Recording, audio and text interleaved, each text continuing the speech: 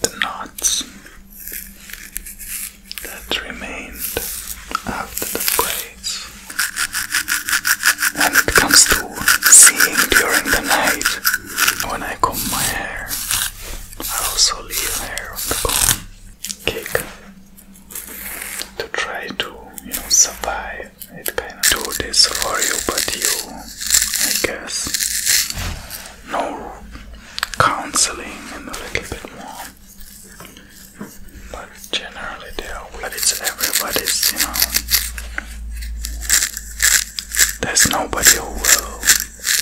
They used to dig and mine coal for power plants. I was flying very often. We had to remember a lot of things spoken on the radio because of the braids. She always said she doesn't want to make her braids messy, and where there's really plenty. Well, whatever particles are these? Like the skin was locked basically.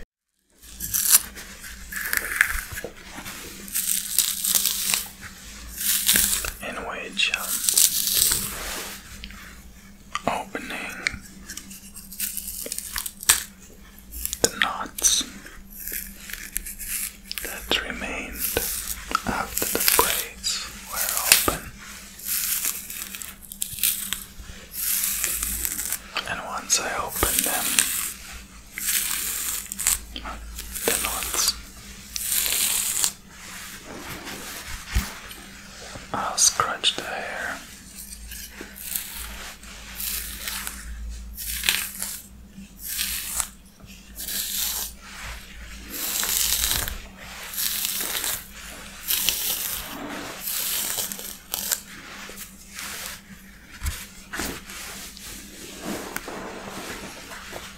There's a lot of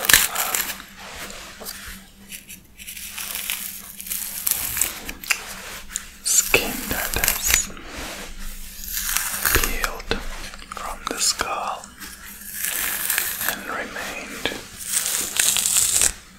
in the hair due to the braid.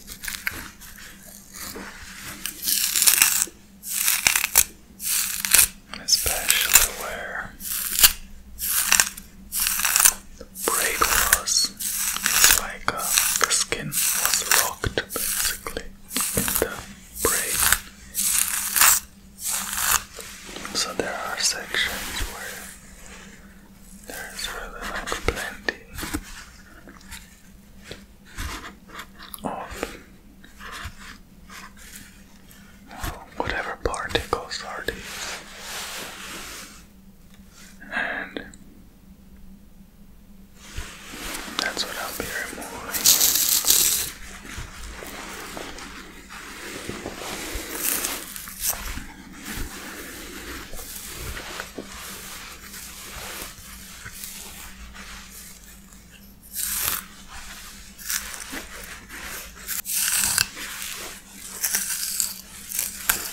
So I'm trying to do it as gentle as possible.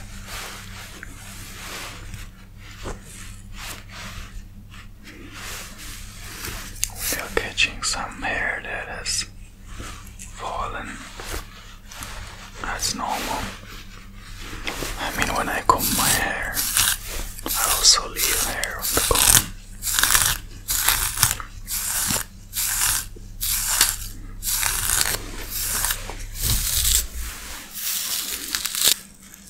There are some knots here, a little bit more, but generally they are weak. It's easy to open it.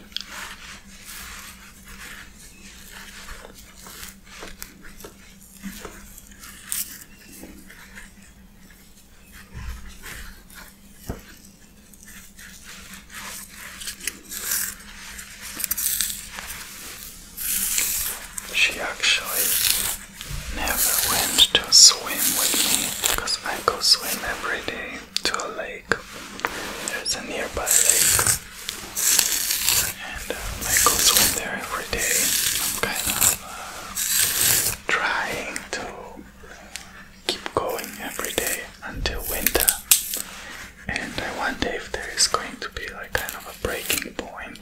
just say I cannot do it anymore, or I'll just adjust as the time goes and I will actually endure.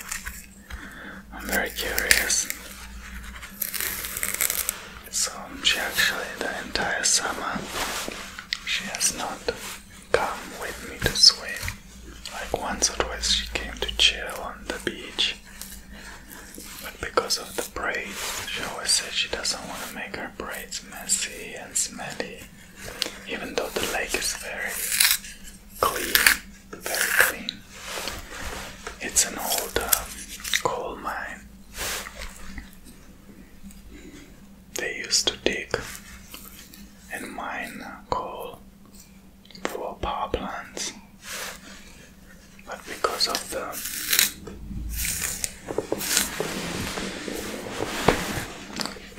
movement of going green, they stopped these mines, and now it became a lake.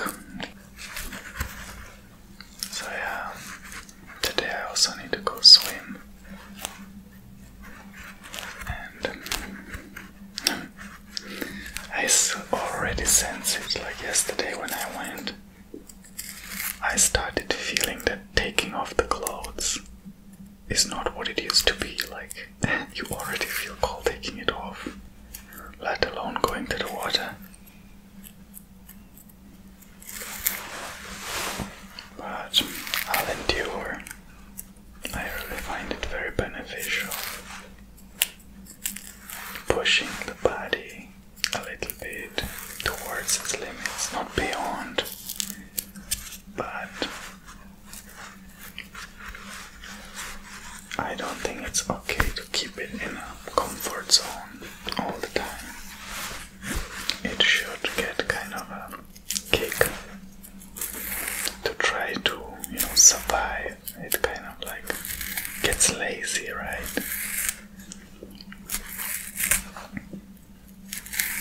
So you don't want to have kind of a sleeping body. The immunity system needs to kind of be alerted, be ready, be empowered, be challenged, so that it gets stronger. If you just endlessly covering yourself with a blanket the entire winter and put heater on maximum, and I don't know, your system really is not challenged, and then a little wind or rain and that's it. You get cold, you feel sick.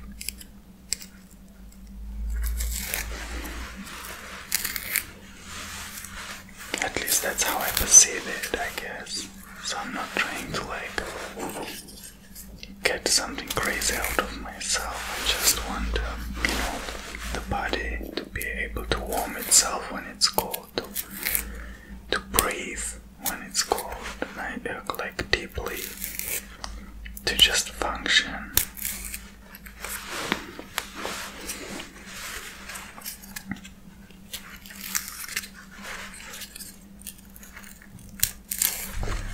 And also it kinda helps me. I don't know if I didn't say this already in the previous videos. Maybe I repeat myself, so sorry for that if I am. But it definitely helps me with my back. I used to tend to have backaches, but swimming somehow activates, I guess, some muscles, and they tend to hold my backbone much better. So yeah, I definitely found a lot of redemption in swimming.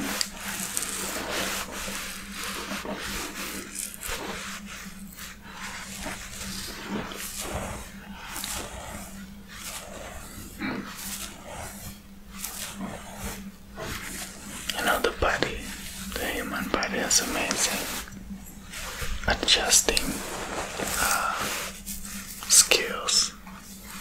Okay, we are done opening, and let's get to the scratching.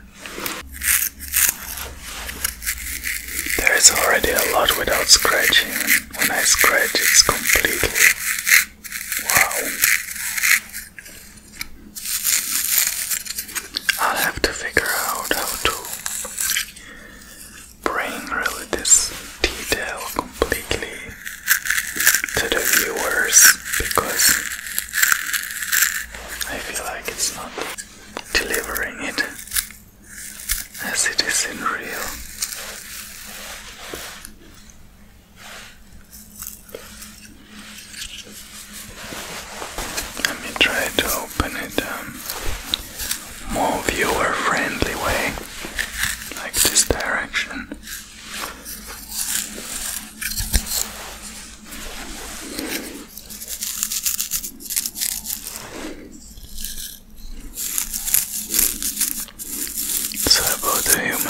body adjustment. Like, there's actually a lot you can adjust. For example, like if you start walking without shoes, your legs, your feet will harden and you'll be more like durable to walk without shoes. Or when you walk with shoes, these can get kind of softer. Or sugar, for example.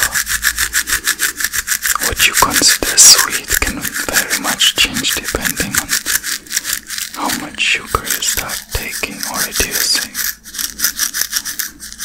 When I used to drink a lot of sugar things, they didn't seem so sweet, and nowadays I've adjusted and they're super sweet.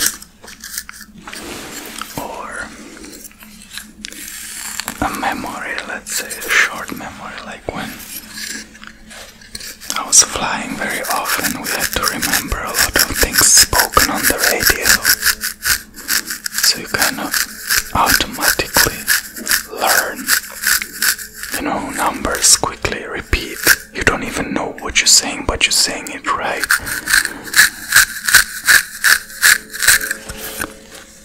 If you start thinking about what you're saying, you actually lose kind of a sight of it. Or hunger, if you overeat, you start eating a lot, but if you eat little, your stomach kind of gets full quickly, so even hunger is basically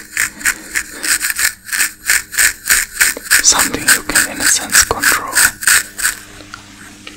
Or some tribes, I don't know where, when it comes to seeing during the night, like some Westerner was there recording, and they were running in the night, and he didn't understand how they can do it without hitting anything, but they just were able to see during night very well.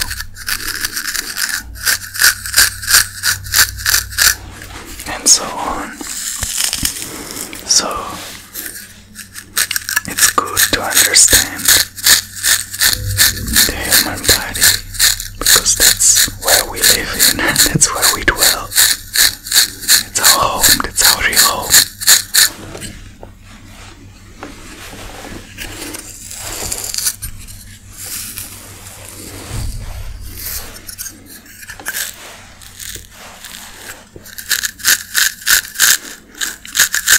But somehow people are very attached. They smoke, which is really like something I even used to do, but it's so you're just detached completely from the body, because nobody in their right mind will go and hurt themselves so willingly.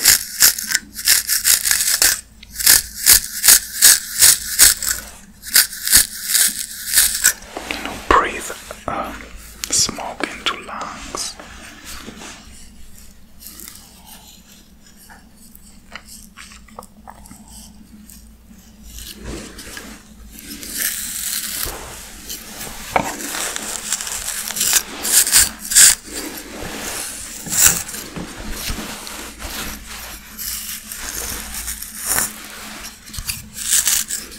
Actually, when we were tested for piloting at the doctor, you need to get a kind of a medical license, permit that you're like healthy and fit.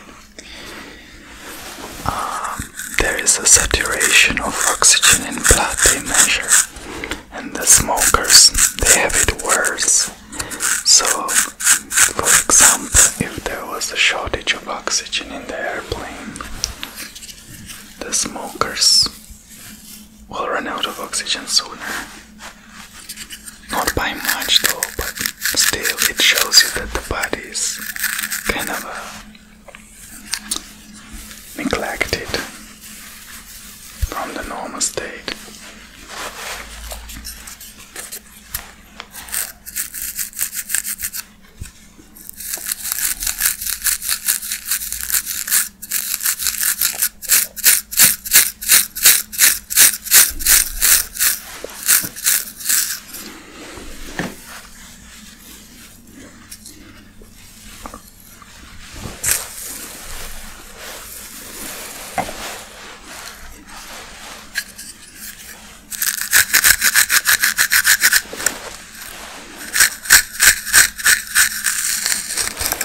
actually don't know like how about overseas, but in Africa, like in the sub-Saharan Africa, smoking is considered something so villain, like you completely outcast if you've seen smoking. It's like somehow they've drilled this in their head that smoking is so like bad. It's so like it doesn't get worse than that for them. Somehow it's like you've given up on life. That's kind of interesting perspective. Whereas in the Arab world, you'll be lucky to find somebody who's not smoking.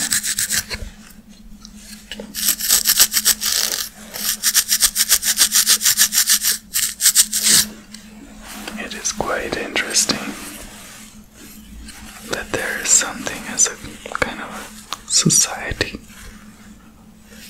consciousness that we acknowledge or become, in a sense.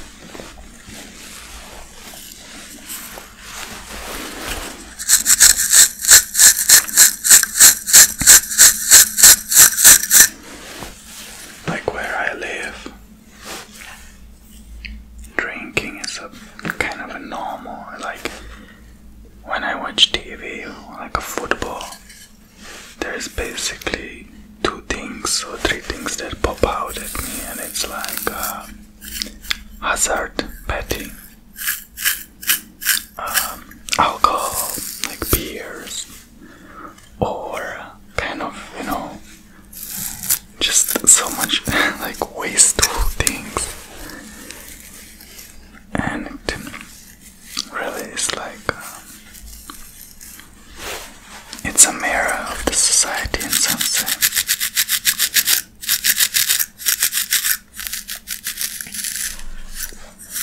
I don't think that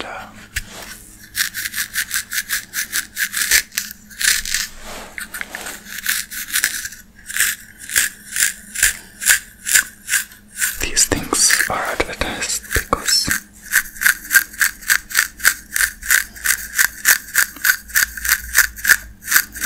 people are happy. They're basically advertising, if you bet with us you'll have good life, if you drink with us you'll have good time.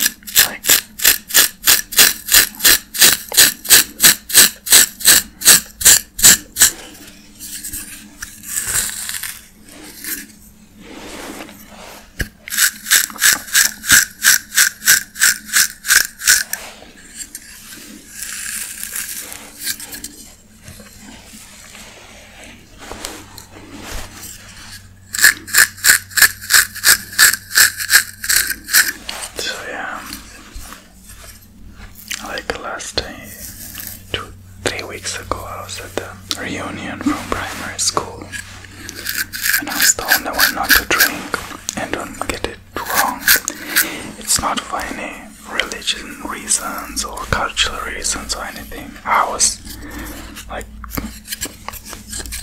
drinking first class when I was a teenager and early 20s, but I don't know, I just outgrew it. But all my ex-mates, ex-classmates, they just drank like when I was a teenager, and it kinda saddened me, because I feel like they haven't moved on, and they probably never will. And they couldn't understand, and they were like admiring my resistance, like wow, from a place like it's something so hard to not drink. And I was like, why would you make me drink? They bought me shots. And I was like, I haven't drank for probably last 2 years, like sometimes wine with Sheila, when we have a good wine. I like good wine, but it's very expensive, so we drink it very rarely. But I told him, like, why are you forcing me to put this liquor through my throat?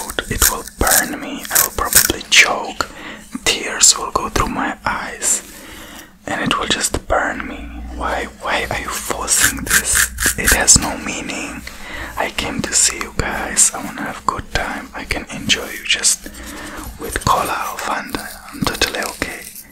I want to remember this meeting. Well, I don't think they remember it as well as I do. For them it was just another Friday.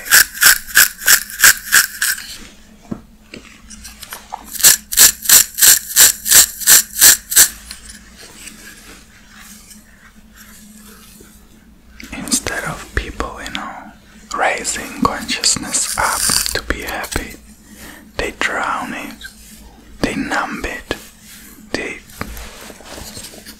try to strip themselves of it.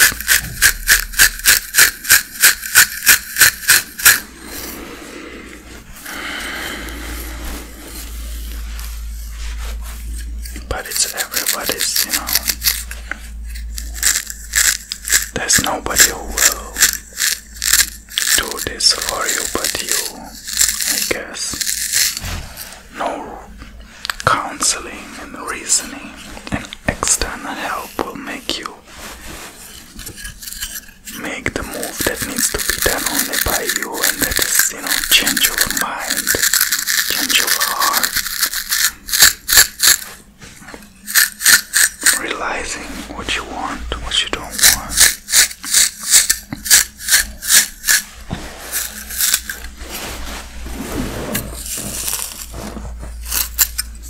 And I don't want this to sound like I'm looking down at them, or like from some high horses. It's not that way at all. I actually really felt like, how can I make them see?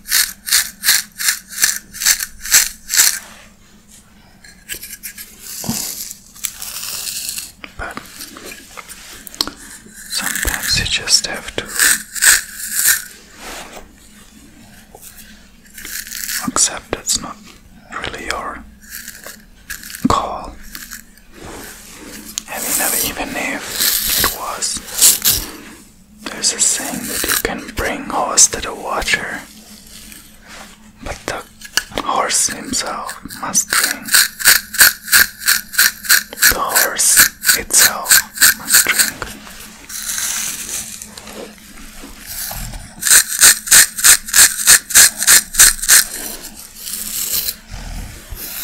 Okay, the most dirty parts are being cleared.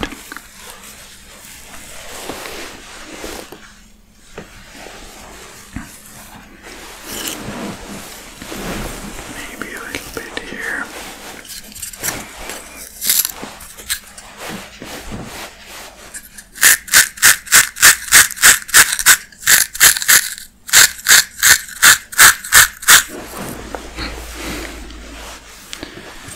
So yeah, that's also like why, for example, I don't really have friends, because I'd rather be alone than badly influenced.